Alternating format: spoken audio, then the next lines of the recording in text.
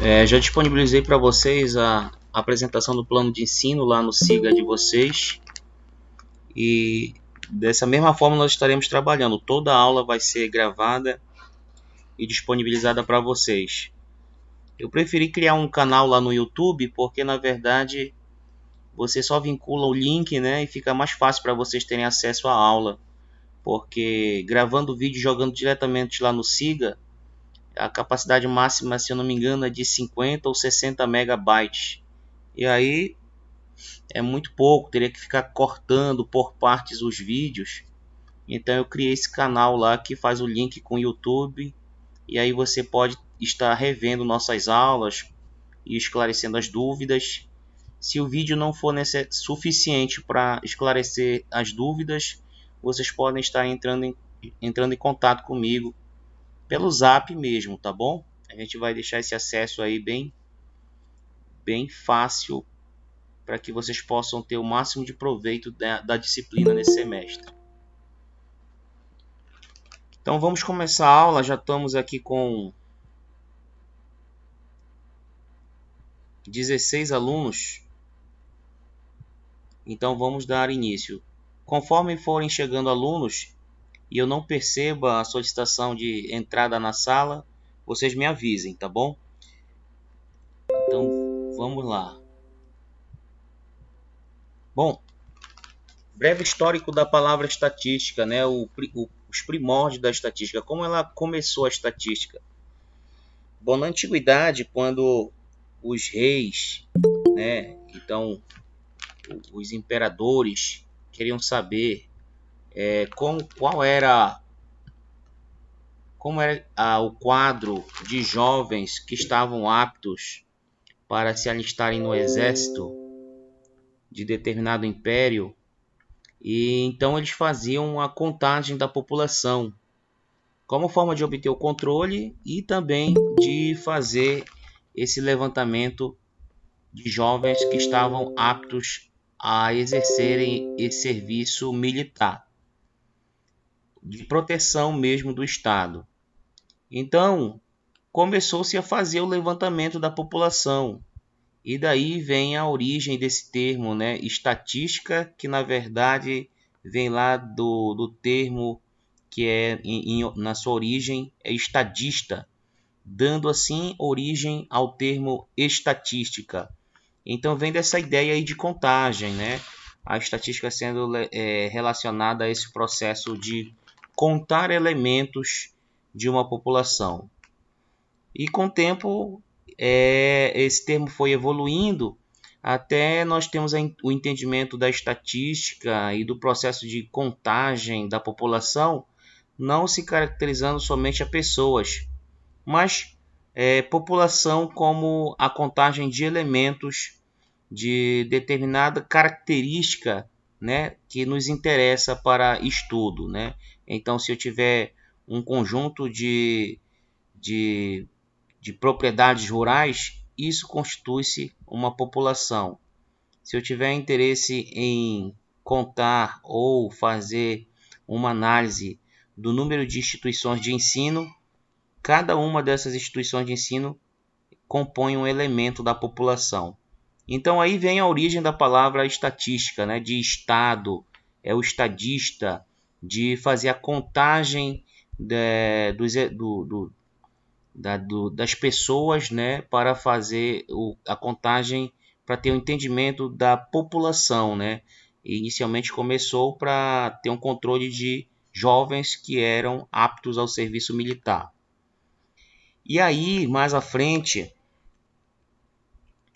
nós temos aí o conceito de estatística enquanto ciência. Vocês podem ler o conceito aí na apostila que eu passei para vocês, mas a gente tem que entender a estatística ela sendo dividida em dois pontos: a estatística descritiva e a estatística inferencial ou indutiva. A estatística descritiva está mais com a parte de descrever um perfil da população ou da amostra, trabalha geralmente com percentual, e para tal ela vai estar trabalhando com os dados, né, resumidos em tabelas e gráficos, inclui desde aquela parte também do planejamento, da coleta, da tabulação dos dados, da discriminação, da organização dos dados, para serem transformados em informações ou dados estatísticos. Então, essa parte inicial é a estatística descritiva, que pode trabalhar bem com aquela parte de frequências e também com a sua representação em termos percentuais. E a outra parte da estatística já é a inferencial ou indutiva, que tem por base a teoria de probabilidades, né? A teoria das probabilidades tem a sua fundamentação matemática, né? Fortemente aí articulada com a teoria das probabilidades. E essa é a base da estatística inferencial ou indutiva, porque ela vai estar sempre trabalhando com a associação do erro por trás de uma estimativa, né, do estimador que se aproxima do parâmetro da população. Então aí vai se trabalhar muito com modelos probabilísticos e você tem a associação do erro por trás daquilo que você está pretendendo estimar. Então, a teoria das probabilidades é a base para se trabalhar com a estatística inferencial ou indutiva, né? Trabalha muito com modelos probabilísticos. Ela vai ser útil naquela parte dos testes de hipótese que nós vamos ver, aonde se tem sempre um erro, né, de estimativa. A gente está, na verdade, buscando uma aproximação do verdadeiro valor da população, que é o parâmetro. Nós vamos ter o melhor entendimento à frente no decorrer das nossas aulas. Bom, já a estatística descritiva, né, como nós falamos, o principal objetivo é descrever os dados observados de modo que estes possam ser transformados em informações diretas e objetivas ao público interessado. Então ela vai estar trabalhando geralmente com esse trabalho de identificar perfil da população, identificar perfil da amostra, daquele fenômeno que a gente está estudando. Então essa é a parte inicial que nós podemos estar utilizando a estatística descritiva, né? Como o seu próprio nome diz, ela vai fazer uma descrição daquele fenômeno, daquela população, daquele teu objeto de estudo na pesquisa. Já a inferencial é a parte que tem o propósito de obter e generalizar conclusões. Geralmente você vai estar trabalhando com amostra e você vai querer generalizar resultados para toda a população. Por isso que ela é chamada de inferencial ou indutiva. E ela vai estar sempre trabalhando, né, modelos de probabilidade e os testes de hipótese. Professor, tem gente querendo entrar na sala aí. Opa, obrigado. Deixa eu voltar lá. Pronto. Isso, obrigado. Vai sempre me avisando. Agora, é importante nós termos inicialmente também o entendimento sobre o conceito de população e amostra, né? Professor, Opa, tem aluno tentando entrar. ok.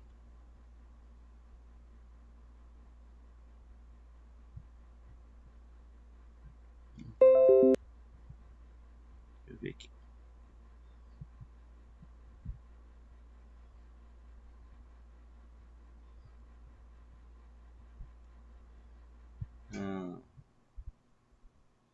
Eu dei permissão para um agora, não está aparecendo aqui no meu computador. Ainda tem gente querendo entrar? Tem sim.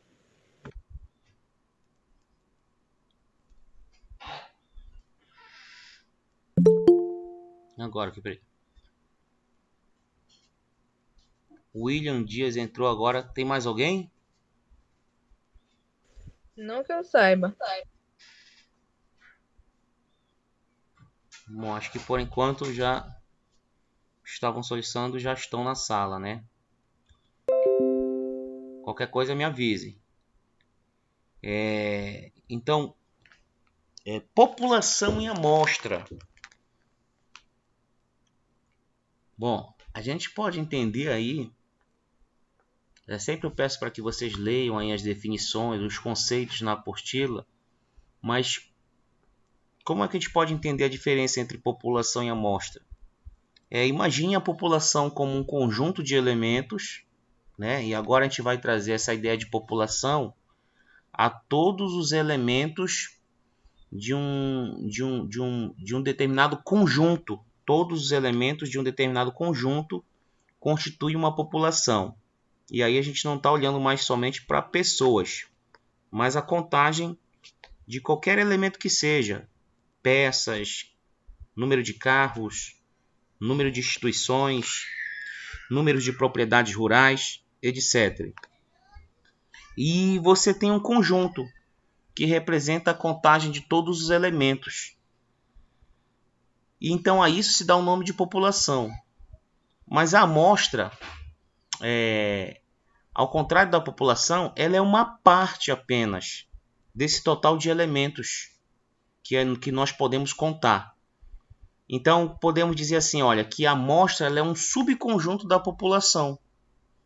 Então a gente vai ver mais lá na frente que é interessante entender esses dois conceitos, porque em pesquisa nós vamos sempre ter que utilizar o bom senso. Algumas vezes, se é possível trabalhar com a população, ou seja, com todos os elementos de um conjunto, mas em outros momentos nós não teremos essa condição, né, de trabalhar com todos os elementos da população. E aí é necessário se trabalhar com uma parte dessa população ou desse conjunto de elementos. E aí vai se recorrer a um subconjunto, que a ele se dá o nome de amostra. É uma parte da população, né? E aí nós vamos ver mais lá na frente as vantagens e desvantagens de se trabalhar com amostra.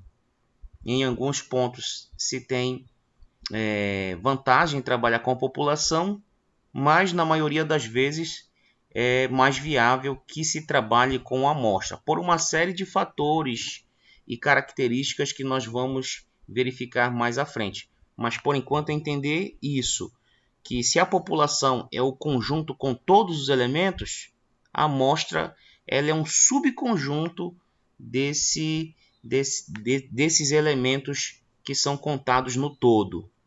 É uma parte da população. A isso se dá o nome de amostra. E aí a população ela se divide em duas partes. Temos uma população que pode ser chamada finita e uma população que pode ser chamada infinita. Então, você tem um conceito na apostila, mas de uma forma bem simples que eu posso te explicar o que é uma população finita e o que é uma população infinita. É o seguinte exemplo, por exemplo, uma população finita. O Isidoro quer entrar. Ok. Uma população infinita, uma população finita, né? É quando eu tenho condições de ter o controle de todos os elementos dessa população.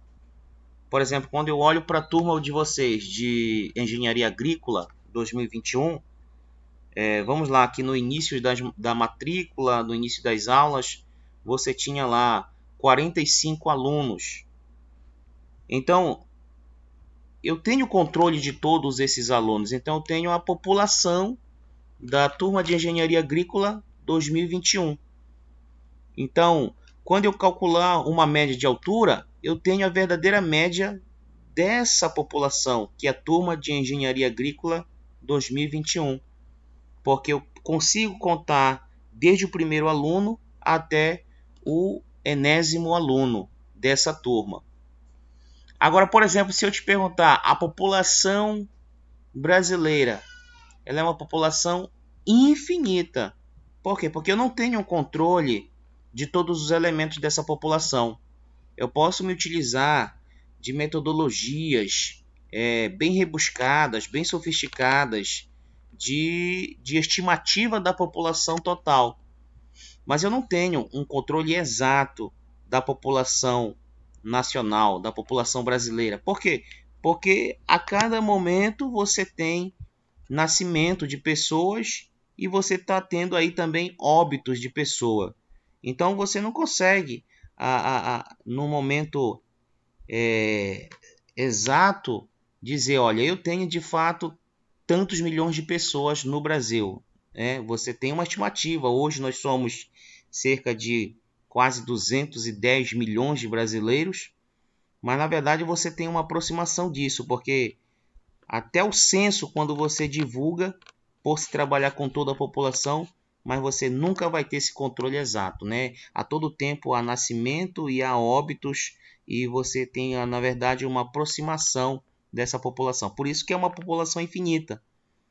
Um outro exemplo, por exemplo, de população infinita, se você tem até uns aí até na apostila, né?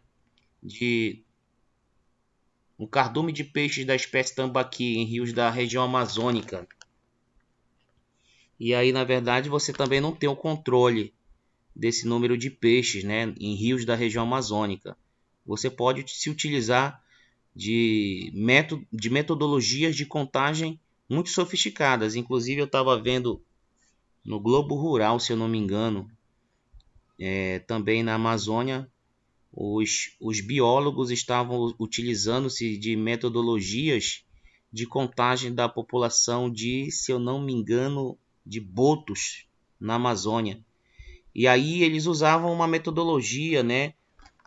Um procedimento, na verdade, um procedimento onde eles aceleravam até uma certa velocidade o barco ou a lancha que estava conduzindo os pesquisadores, para fazer uma contagem de quantos, né, botos apareciam naquele momento, porque o cardume segue, né? Eles têm essa característica de seguir, né, as embarcações. Então eles tinham que manter uma certa velocidade para que a cada ponto do trajeto do rio eles identificassem os novos botos que iam ali, na verdade, emergindo, né, para que eles pudessem fazer a contagem do cardume. Então veja que aí tem situações de populações que você não consegue ter esse controle exato. Então, a isso se dá o nome de uma população infinita. Então, no caso em que eu posso ter o controle, aí já se caracteriza como uma população finita, né? Um outro exemplo de população finita: o número de carros registrados no Detran Pará. Eu tenho que saber exatamente quantos carros, né, hoje fazem parte da frota, né, no Detran Pará. Eles estão registrados por placa. Então você tem exatamente o número de placas, né, que hoje estão ativas pelo IPVA e pelo licenciamento. Então você tem o número exato de carros hoje no estado do Pará. Você consegue ter esse controle. Os alunos, todos os alunos ativos na Universidade Federal Rural da Amazônia, eu consigo. Basta eu ir hoje lá no SIGA-A, em Belém, e eu tenho o número de alunos ativos, de alunos ativos na Universidade Federal Rural da Amazônia. Então, a isso se dá também o nome de uma população finita. Em outros casos, que não se pode ter esse controle, disse que é uma população infinita, né? Se a gente fosse dar um outro exemplo aí, as estrelas do céu, uma população infinita, você não consegue ter a contagem, você não tem o controle, né? Então, fica aí esse entendimento entre o que é uma população finita e infinita. Amostra, né? A amostra é qualquer subconjunto não vazio de uma população. Então, se você tem lá um conjunto de elementos que caracteriza uma população, uma parte que você pegue a partir de um elemento já é considerado uma amostra. No decorrer do curso, a gente vai verificar procedimentos ou metodologias que, na verdade, nos vão fornecer uma boa amostra, né? Então, nós vamos ter propriedades da amostra, que ela não seja viciada, que ela seja, na verdade, um estimador de variância uniformemente mínima. Esse erro associado à amostragem tem um nível de significância. Então, a partir de um elemento que você possa capturar para estudar a população já é considerado uma amostra. Agora a questão é representativo? Então, quando se trabalha com amostra, a preocupação principal do pesquisador está relacionado à questão da representatividade. Qual é a amostra ideal de uma população do município de Tomé Açu que eu possa estar realmente fazendo inferências a respeito da população? Então, o nosso papel crítico enquanto pesquisador é saber o quão representativa é a amostra para a população. E aí você tem até uma diferença, né, entre população e amostra que vem a partir do IBGE. Se você tem exemplo aí, por exemplo, o IBGE realiza o censo de 10 em 10 anos. Mas a PNAD, que é uma pesquisa nacional por amostra de domicílios, ela pode ser realizada de ano em ano. Então, o censo ele te traz indicadores com uma confiabilidade muito próxima de 100%, porque ela está trabalhando com toda a população, né? Pelo menos espera-se que eles façam a contagem de todos os indivíduos da população. De fato não conseguem, mas eles utilizam metodologias para se aproximar de todos os elementos da população, ou seja, todos os brasileiros. E aí, na verdade, isso se torna uma metodologia, um procedimento que demora muito na divulgação de resultados. Ele tem um custo altíssimo. E você vê aí, quando tem 5 anos após a realização do censo, ainda são divulgados indicadores sociais, econômicos, educacionais para formular políticas públicas no Brasil. Então isso é inviável fazer de ano em ano um censo. Por isso que nós fazemos de 10 em 10. Nesse período de pandemia nós não tivemos o censo 2020, que vai ser realizado agora em 2022. Então vejam só a problemática que é de metodologia para você realizar um censo em toda uma nação, inclusive o Brasil, com dimensões continentais. Então, para isso surge a PNAD, a Pesquisa Nacional por Amostra de Domicílios, que eu não preciso contar toda a população, mas utilizando-se de metodologias eficientes, bem planejadas, a gente pode ter uma aproximação do que é a contagem, que nos dá uma condição de saber atualmente qual é o tamanho da população brasileira, dentre outros indicadores para a formulação de políticas públicas. Então fica aí uma ideia do que é uma amostra, do que é uma população, do que na verdade eu posso estar trabalhando com um processo de amostragem que a PNAD usa com uma metodologia muito bem formulada. 100%? Não, mas existem níveis de confiança que devem ser minimamente e razoavelmente aceitas para se ter indicadores fidedignos da população brasileira para a formulação de políticas públicas, sociais, econômicas, políticas, educacionais, de saúde, etc. Então, bem aqui, olha, essa observação é importante. Não devemos confundir amostra com amostragem, né? Então, de uma maneira certa aí, olha, a amostra ela é um subconjunto da população e a amostragem é o procedimento metodológico que eu utilizarei para fazer uma estimativa de um parâmetro da população, né? Então, essa é a diferença, né? A amostra é um subconjunto da população, é a quantidade de elementos retirado da população. Já a amostragem é o processo, né, de captura dessa amostra, de cada elemento da amostra.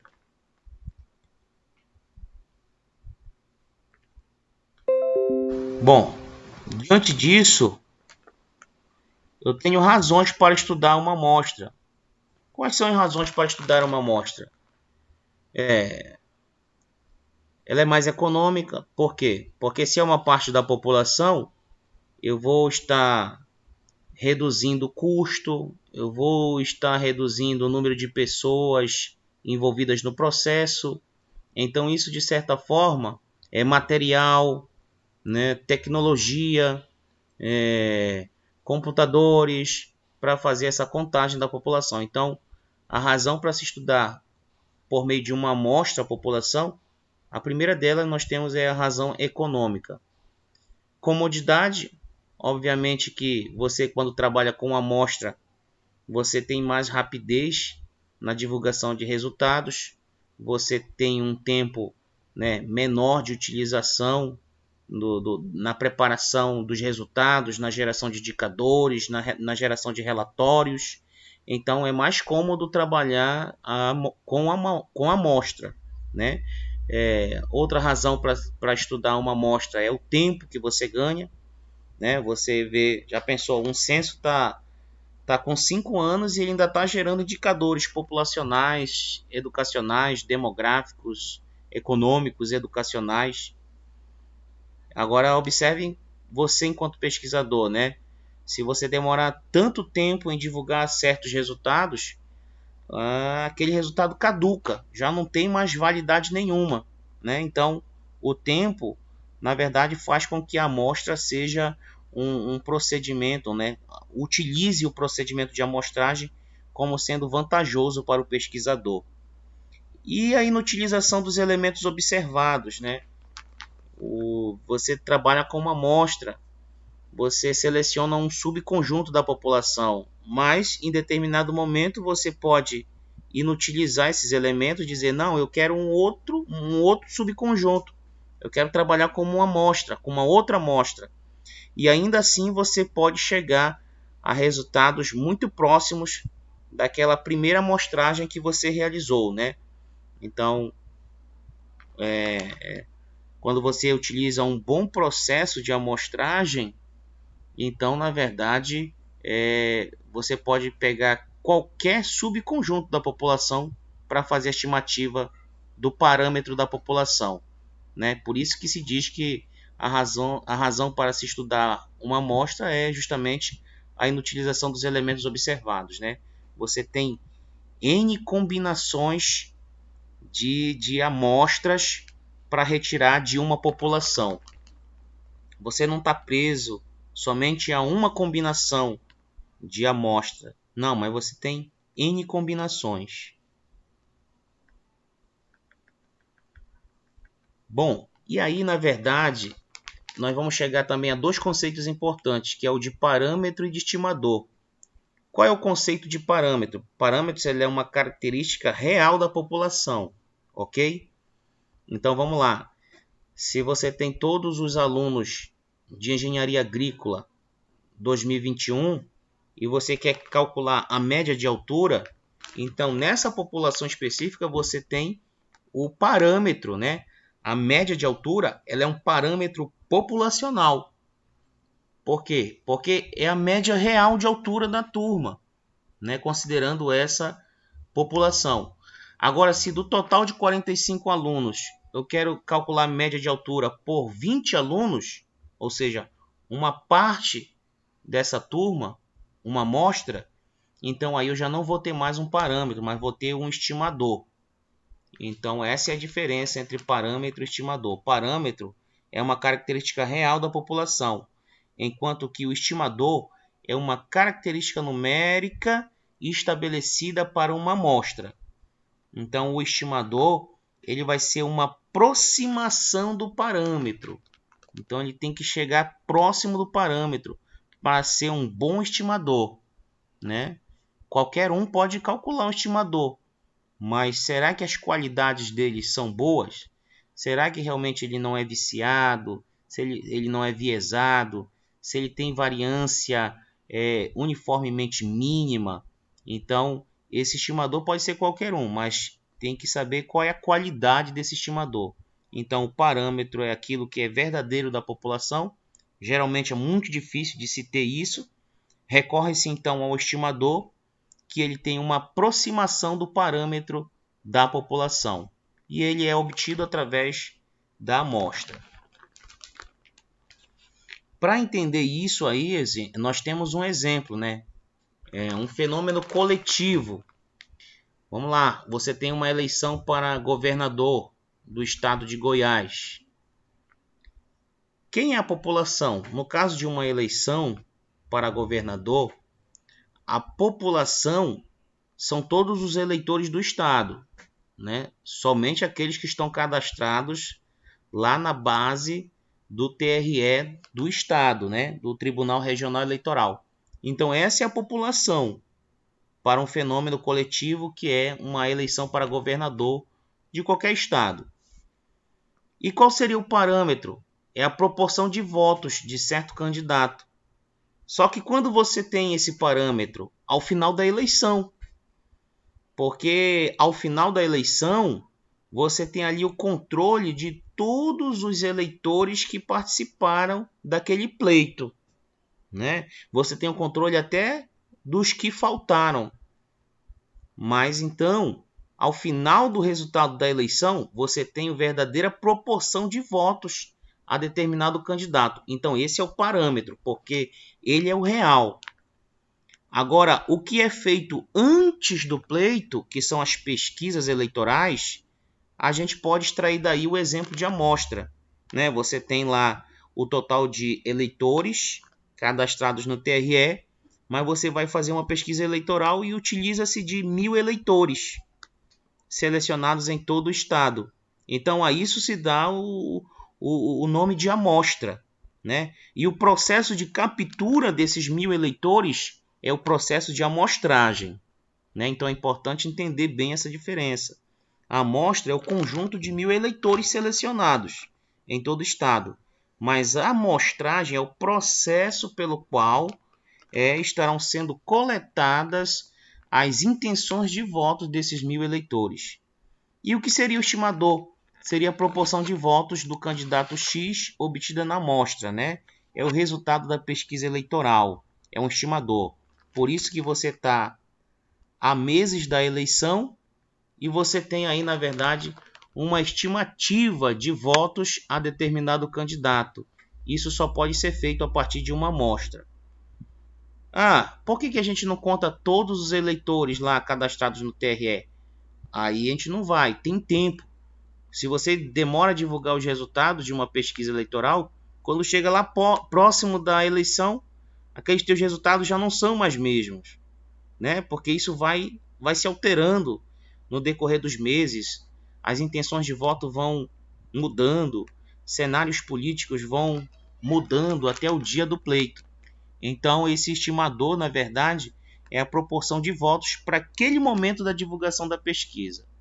E aí, obviamente, que vai ter lá uma margem de erro, um nível de significância, que a gente vai estar entendendo como é que se constrói e se trabalha com esses estimadores no decorrer da nossa disciplina. Então, tá dando para entender, turma? Alguém tem alguma dúvida? Até agora tá de boa, professor. Ok. Então vamos lá. Aí de novo, né, como nós já havíamos falado anteriormente, nós temos dois exemplos a ser destacados, que é o censo, ele vai trabalhar com a população, e a amostragem, que é o processo de contagem desses elementos, né, para que nós possamos chegar à amostra, né? Então tem toda uma metodologia, não é assim, eu vou chegar em qualquer casa, vou entrevistar as pessoas. Não. O processo de amostragem ele tem toda uma metodologia a ser estabelecida pelo IBGE para que o pesquisador vá em cada casa, né? E às vezes quando a gente ouve casos aí de pesquisador que senta embaixo da árvore e começa a preencher questionário, isso ele nem imagina o prejuízo que ele está trazendo para a nação, né? De viesar a pesquisa e comprometer a formulação de políticas públicas a partir da geração desses indicadores. Repito, econômicos, sociais, educacionais, de saúde. Então, veja a importância de se fazer um bom processo de amostragem e ter o controle sobre esses pesquisadores que vão nas casas entrevistar a população, ter o controle sobre isso, caracteriza uma das características de um bom processo de amostragem. Então vamos lá, mais à frente. E agora, nós vimos anteriormente as principais propriedades do censo. Mas e as principais propriedades... nós vimos anteriormente as principais propriedades da amostra. E agora a do censo. Bom, legal. Se você sempre puder trabalhar com censo, ótimo. Mas aí é sempre aquele problema que nós lembramos anteriormente, né? No censo você vai ter um custo maior, você vai precisar de um tempo maior e os seus resultados podem caducar porque você demora a divulgar resultados, você precisa de mais pessoas envolvidas no processo. É uma metodologia exaustiva, cansativa, então a gente tem que, em certo momento, ponderar na nossa pesquisa se utiliza um processo de amostragem ou se utiliza um processo de contagem total da população que caracteriza um censo. Bom, mas as propriedades do censo, em todo caso, é que ele tem, 100% de confiabilidade, porque você trabalha com toda a população. Mas aí tem outras coisas que te levam a pensar se vale a pena realizar o censo.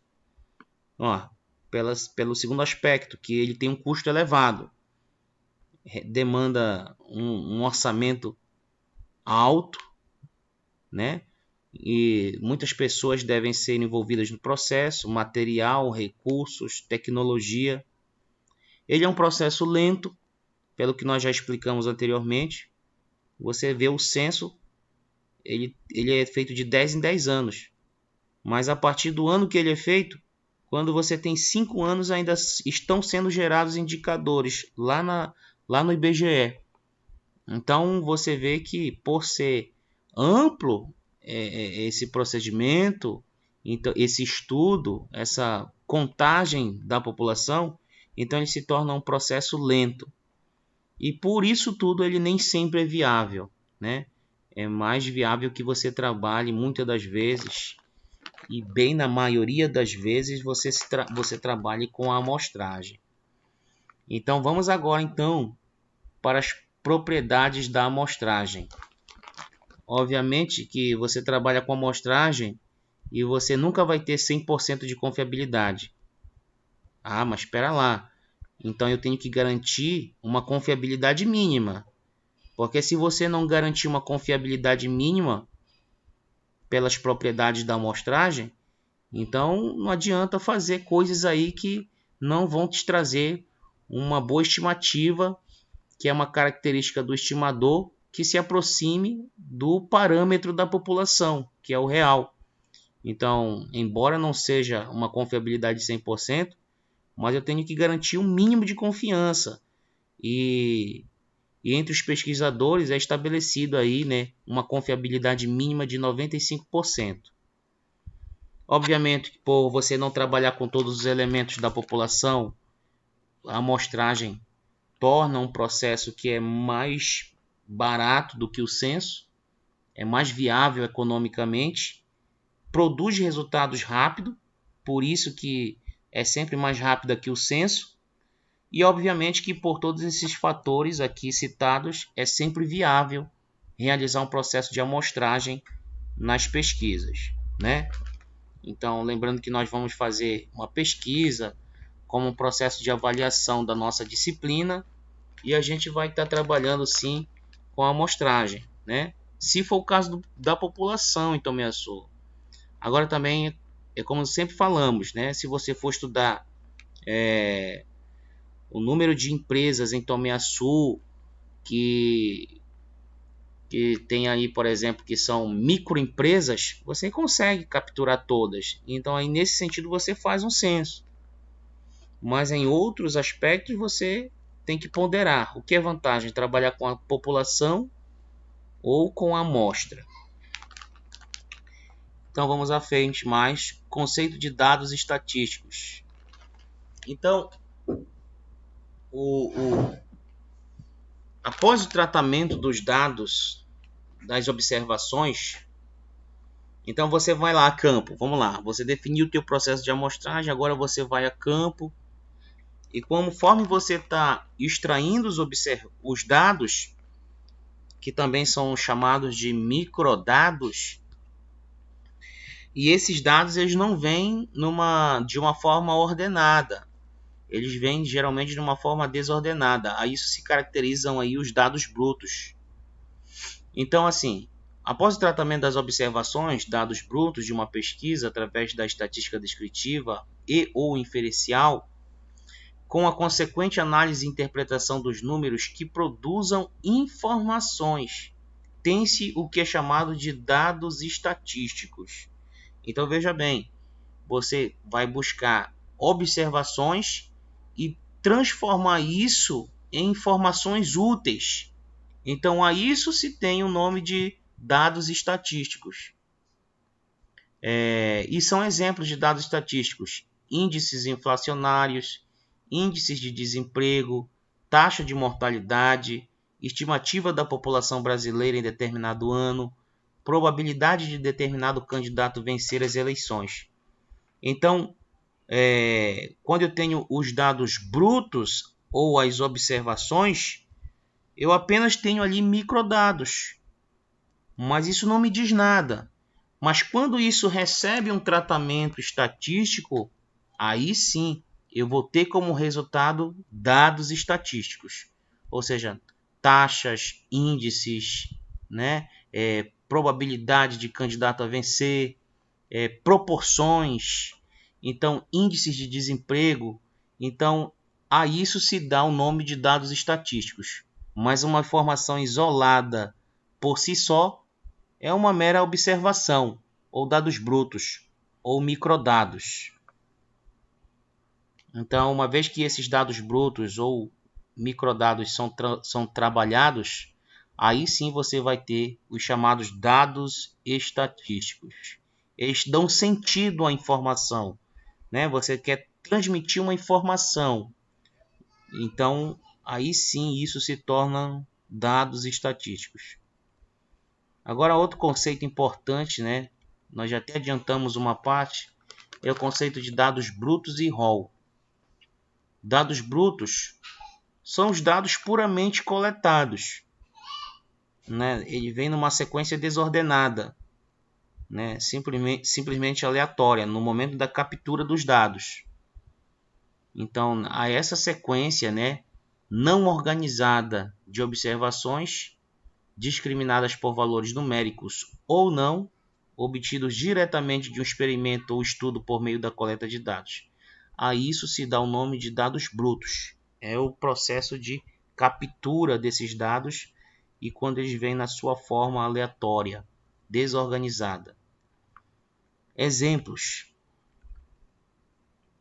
produtividade em toneladas de cupuaçu. Então você vai procurar saber a produtividade de cupuaçu em toneladas em uma determinada região, né, do município. E aí você vai em cada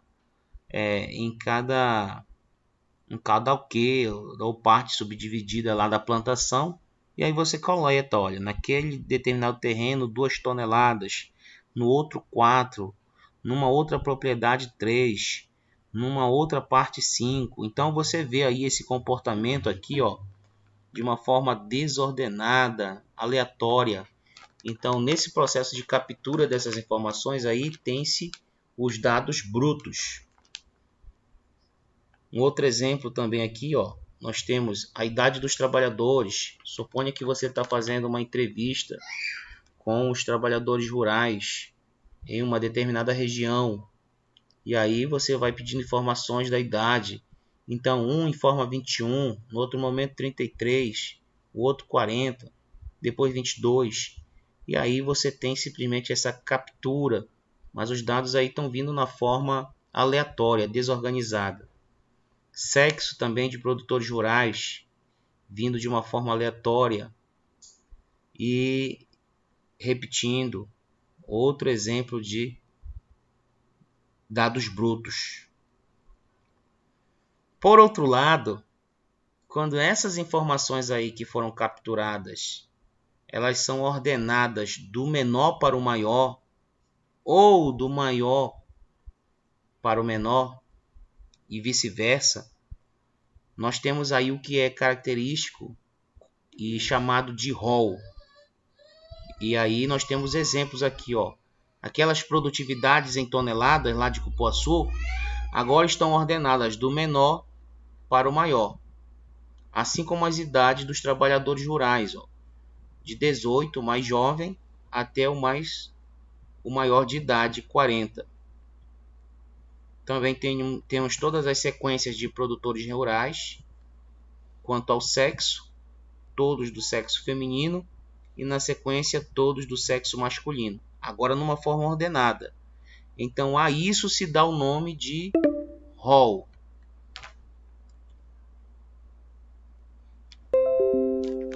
Ok? Então nós temos aí, olha, 10 minutos para finalizar a primeira parte da aula. E aí na sequência eu já vou mandar para a Beatriz o link da nossa próxima sala virtual, tá? Ok? Caso termine aqui, deixa eu mandar logo. Pera aí, só um momento.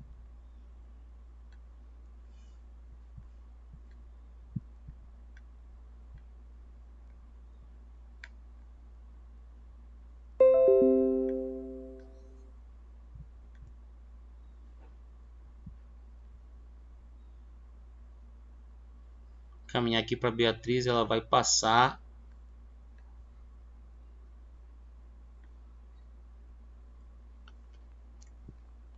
Aí é o link da nossa segunda parte da aula, tá bom? Então vamos voltar lá para a apostila.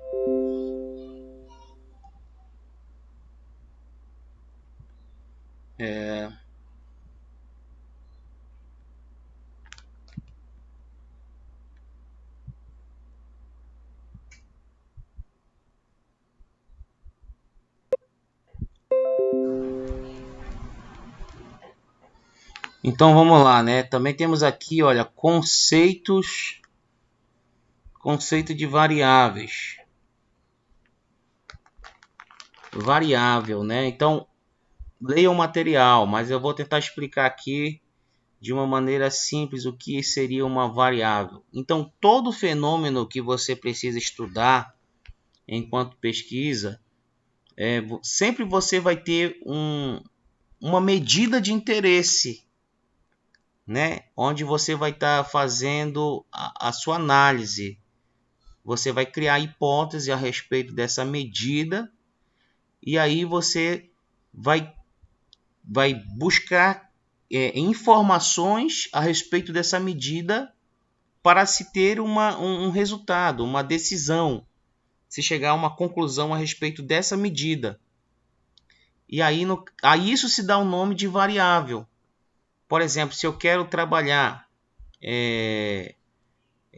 com um pleito eleitoral, então qual é a minha variável? Nessa situação aí, a minha variável é proporção de votos. É proporção de votos. Então, se eu quero, por exemplo, estudar a média de altura da população do município de Tomiaçu, então a minha variável de interesse aí é a altura. Então a isso se dá a ideia de variável. Então você tem sempre uma unidade de medida da qual você vai estudar a característica dela para te trazer um resultado da tua pesquisa. Então você sempre vai estar interessado em buscar uma medida para que você possa ter conclusões a partir dela, quanto à sua média, quanto à sua variância, quanto à sua frequência, quanto ao seu percentual, né? Então, no outro caso, por exemplo, em que você quer estudar, vamos lá, que você tenha, por exemplo, algum maquinário agrícola que você quer estudar e você quer estudar se um lote de amostras de determinada peça, né, para a construção de um maquinário agrícola, você tem diâmetros padrões diâmetros padrão, né? Diâmetros padrão. Então, você, por exemplo, você calcula uma média do diâmetro. E aí você tem que ter uma certa confiabilidade de que esses diâmetros resguardem uma certa média de comprimento, né? Desse diâmetro. Então, quem é a sua variável de estudo? É o diâmetro. É o diâmetro, é a medida do diâmetro dessas peças. E aí você vai calcular a média, se essa média está dentro do padrão, ou se essa média produzida de um lote de peças cujo diâmetro esteja passando dessa média ou inferior a essa média. Então, esse diâmetro é a tua variável de estudo. Então, aí isso traz-se o entendimento do que seja uma variável, né? Então, vamos ver se você está fazendo um tratamento lá na sua propriedade de uma determinada cultura que você esteja trabalhando. E você sabe que a temperatura influencia nessa produtividade. Então você quer estudar, por exemplo, a média de temperatura no mês, naquele município ou naquele local do seu cultivo. Então a sua variável de interesse do estudo é temperatura, né? Talvez você esteja interessado em acompanhar a média da temperatura naquele mês ou naquele ano que impacta na produtividade de determinada cultura. Então, aí nesse caso a sua variável é a temperatura. E aí você tem esse entendimento para qualquer outra variável que você queira estudar, né?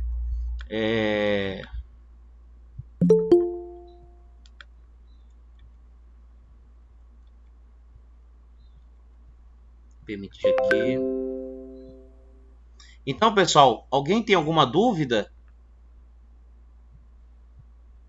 Enquanto não, professor. Tudo tranquilo?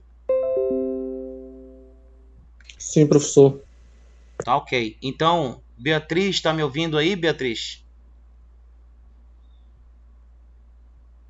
Ela já mandou lá no grupo, professor. Tá ok. Quantos minutos faltam para terminar essa aula? 4 minutos.